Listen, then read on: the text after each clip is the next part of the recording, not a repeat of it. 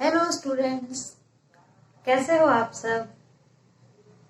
सुश्री classes में आपका स्वागत है।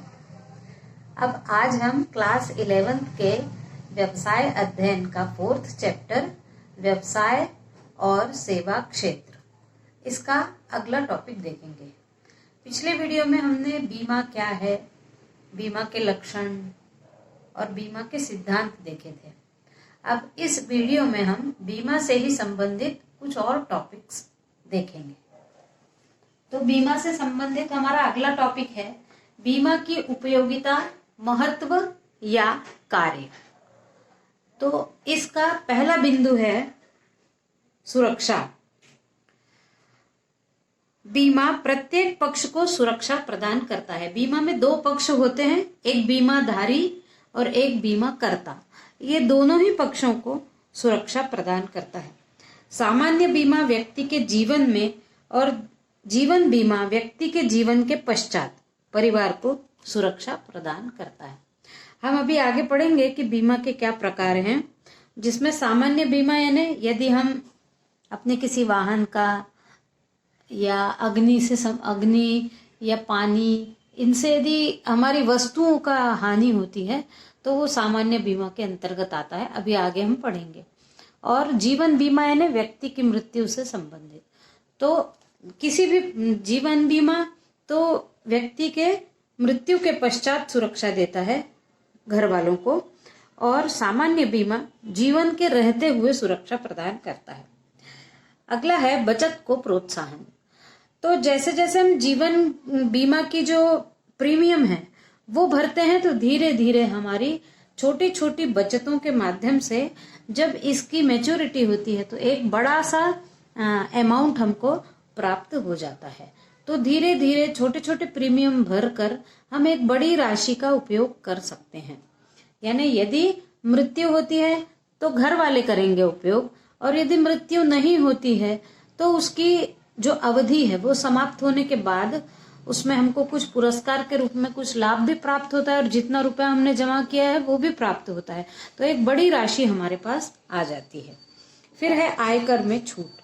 तो जो कई बीमा योजनाएं ऐसी हैं जिनको करने से आयकर में छूट हो जाती है। फिर रोजगार का साधन। अब बीमा के कारण जीवन बीमा निगम जो है, उन बीमा की कंपनियों के कारण कर्मचारी, अधिकारी और एजेंट, इन सब को लाखों व्यक्तियों को रोजगार प्राप्त हो जाता है। फिर है ऋण संबंधी सुविधा। बीमा धारक आवश्यकता होने पर बीमा पॉलिसियों पर बीमा कंपनी स्वयं या बैंक से ऋण प्राप्त कर सकता है। बीमा कंपनी से या बैंक से उस पॉलिसी को गिरवी रखकर ऋण प्राप्त कर सकता है पॉलिसी पर। फिर विदेशी व्यापार का विकास। समुद्री बीमा की सुविधा प्राप्त होने के कारण जो जल मार्ग से व्यापार होता है उस व्यापार में बहुत बढ़ोतरी हो गई है, क्योंकि वस्तुओं का बीमा करने के बाद जोखिम लेने के लिए हर व्यापारी तैयार हो जाता है, और विदेशी व्यापार का विकास हो पाया है। अंतर्राष्ट्रीय व्यापार भी लोग निडरता से बीमा के कारण कर पाते हैं। फिर है सरकारी आय में वृद्धि। बीमा व्यवसाय से सरकार की आय में भी वृद्धि होती है, जिसका उपयोग वह जन कल्याण के कार्यों के लिए करती है। फिर अगला है व्यावसायिक दक्षता में वृद्धि। व्यवसाय का बीमा होने पर व्यवसायी निश्चिंत होकर व्यापार करता है। बीमा में व्यावसायिक दक्षता में वृद्धि होती है, यानी वो दक्ष होता चला जाता है, एक्सपर्ट हो जाता है वो व्यवसाय में। अगला हमारा टॉपिक है बीमा अनुबंध के प्रकार। तो बीमा अनुबंध के दो प्रकार है, क्षतिपूरक अनुबंध और जीवन बीमा अनुबंध। अब दोनों में क्या अंतर है, क्षतिपूरक और जीवन बीमा। क्षतिपूरक यानी जीवन बीमा के अतिरिक्त शेष सभी प्रकार के अनुबंध क्षतिपूरक अनुबंध कहलाते हैं। यानी केवल व्यक्ति का जीवन बीमा अलग चीज है और बाकी सारे का बीमा क्षतिपूरक अनुबंध के अंतर्गत आता है। यानी मान लो हम अपनी गाड़ी का बीमा करते हैं, या फिर फैक्ट्री के कोई माल का बीमा करता है, कोई अपने बाहर जाने वाले सामान का बीमा करता है। ये सारे बीमे क्षतिपूरक बीमा के अंतर्गत आते हैं, लेकिन किसी भी व्यक्ति का बीमा जीवन बीमा अनुबंध के अंतर्गत आता है। और ये जीवन बीमा जब जीवन रहता है उस समय जो हम उसका प्रीमियम देते रहते हैं, यदि मृत्यु हो जाती है तो जितने रुपयों पर हमारा अनुबंध हुआ था उतना रुपया आगे के प्रीमियम न भरते हुए घर वालों को मिल जाता है। लेकिन यदि वो व्यक्ति उस अवधि के दौरान जीवित ही रहता है, उसकी मृत्यु नहीं होती है, तो उसको उस अवधि के पश्चात कुछ पुरस्कार रूप में लाभ की राशि के साथ उसकी खुद की जमा किए गए सारे प्रीमियमों का टोटल और उसके ऊपर और पुरस्कार, ऐसी राशि एक मुश्त राशि उसको प्राप्त हो जाती है। वो जीवन बीमा कहलाती है। अब हम जीवन बीमा और क्षतिपूर्ति अनुबंध और जीवन बीमा अनुबंध में अंतर देखते हैं। तो पहला अंतर है 1 वर्ष की अवधि होती है। क्षतिपूरक जो अनुबंध है उसकी 1 वर्ष की अवधि होती है और जीवन बीमा अनुबंध की 5 से 10 वर्ष या 15 से 20 वर्ष तक होती है। मैक्सिमम 20 वर्ष तक का बीमा किया जा सकता है। फिर क्षतिपूरक में विनियोग तत्व नहीं है, क्योंकि विनियोग तत्व यानी जमा करना। कोई राशि को आप जमा कर रहे हैं हर साल और वो राशि आपको लौटने वाली है, ऐसा क्षतिपूरक अनुबंध में नहीं होता। वो आपकी 1 वर्ष की जो राशि है वो 1 वर्ष के पश्चात समाप्त हो जाती है। यानी आपने यदि अपने गाड़ी का इंश्योरेंस किया है तो वो 1 वर्ष के लिए होगा और 1 वर्ष के पश्चात आपने जो इंश्योरेंस किया था वो रुपया खत्म हो जाता है, वो वापस नहीं मिलता। जबकि जीवन बीमा अनुबंध में विनियोग तत्व है, यानी उसको वो जोड़ते जोड़ते अंत में यदि किसी की मृत्यु नहीं हुई तो अंत में उसको एक बहुत बड़ी राशि मिल जाती है, यानी जमा होता है पैसा। फिर तीसरा है क्षतिपूरक अनुबंध में बीमा पत्र पर ऋण की सुविधा नहीं है। यानी यदि आप गाड़ी की या किसी वस्तु की आप बीमा करते हो तो उस बीमा पत्र पर जो आपका बॉन्ड है उस पर आपको ऋण नहीं मिलता, लेकिन जीवन बीमा का जो अनुबंध है उस पर उस बीमा पत्र पर आपको ऋण मिल सकता है। फिर है क्षतिपूरक अनुबंध दोहरा बीमा का अतिरिक्त लाभ नहीं। दोहरा बीमा यानी अभी आगे आने वाला है दोहरा बीमा। दोहरा बीमा से तात्पर्य है कि एक ही सामान का हम यदि 4 जगह से भी बीमा करवाएंगे तो भी चारों कंपनियां, बीमा कंपनियां उसका पैसा हमको या क्षति होने के बाद उसका हमको पैसा सारी कंपनियां नहीं देंगी, क्योंकि नहीं तो वो पैसा तो उस वस्तु से ज्यादा हो जाएगा। तो ये सारी कंपनियां आपस में तय करेंगी और उस वस्तु के मूल्य से कम ही बीमा दिया जाएगा। ऐसा बीमा दोहरा बीमा होता है, तो इसमें अतिरिक्त लाभ नहीं होता। जबकि जीवन बीमा अनुबंध में यदि एक व्यक्ति 4 कंपनियों का बीमा करता है तो उस व्यक्ति के न रहने पर या उस व्यक्ति के जीवित रहने पर और उनकी अवधि पूर्ण होने पर उसको चारों कंपनियों की तरफ से पैसा मिलेगा। तो ये एक अतिरिक्त लाभ जीवन बीमा अनुबंध में दोहरा बीमा करने से होता है। अब हम आगे देखते हैं, अगला हमारा टॉपिक है बीमा योग्य और गैर बीमा योग्य जोखिम। तो किन किन जोखिमों में बीमा हो सकता है और किन किन जोखिमों में बीमा नहीं होगा। तो बीमा योग्य जोखिम है अग्नि, बाढ़, दुर्घटना या प्राकृतिक कोई भी आपदा आ जाए, इससे जीवन या संपत्ति की हानि होगी तो ये बीमा योग्य है। अग्नि, बाढ़, दुर्घटना या प्राकृतिक किसी भी आपदा से यदि संपत्ति की हानि होती है और उसका बीमा किया गया है, या जीवन की हानि होती है और उसका बीमा किया गया है, तो वो बीमा आपको जो लाभ है जो पैसा है वो देगी। लेकिन गैर बीमा योग्य जोखिम कौन कौन सी है? यदि फैशन बदल जाता है, तकनीक बदल जाती है, या सरकारी नीतियां बदल जाती है, या फिर किसी प्रतियोगिता के अंतर्गत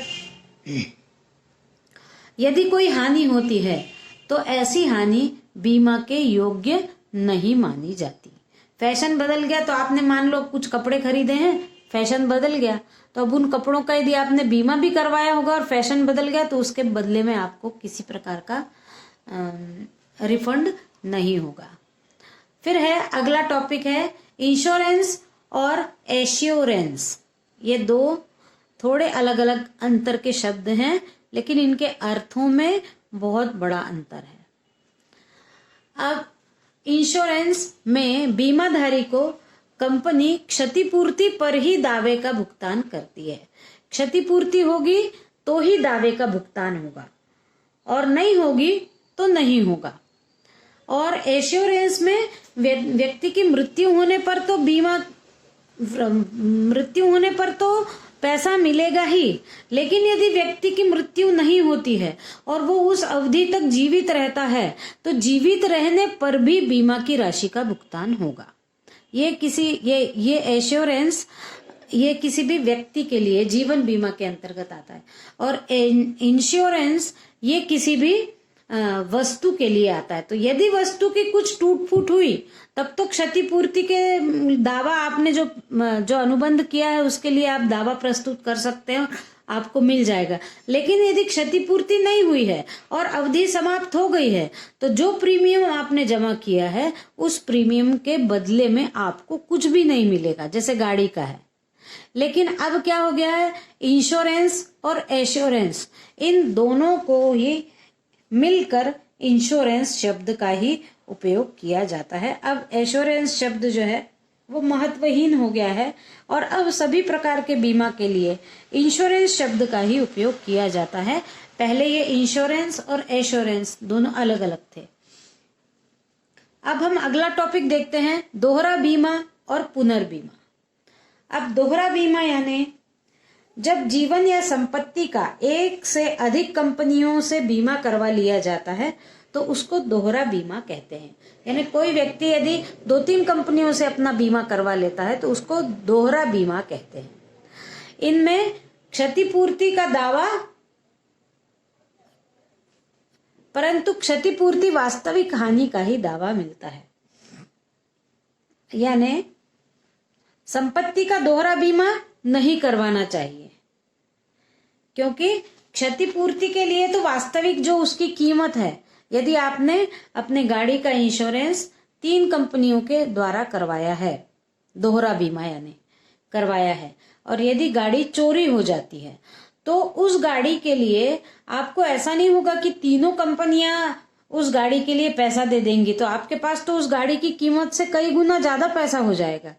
इसलिए किसी भी गाड़ी या वस्तुओं का दोहरा बीमा नहीं करवाना चाहिए। व्यक्ति यदि दोहरा बीमा करवाता है अपने जीवन का तो उसका कोई भी हानि होने पर उसके परिवार को, या यदि हानि नहीं होती है तो जब तक वो जीवित है उस अवधि तक उसको तीनों कंपनियों से पूरा पैसा मिल जाएगा।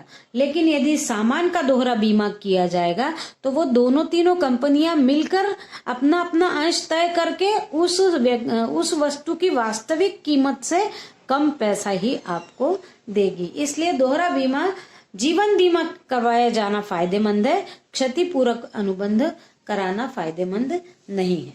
फिर है पुनर्बीमा। जब एक कंपनी अपनी जोखिम कम करने के लिए दूसरी कंपनी से बीमा करवाती है तो वो पुनर्बीमा कहलाता है।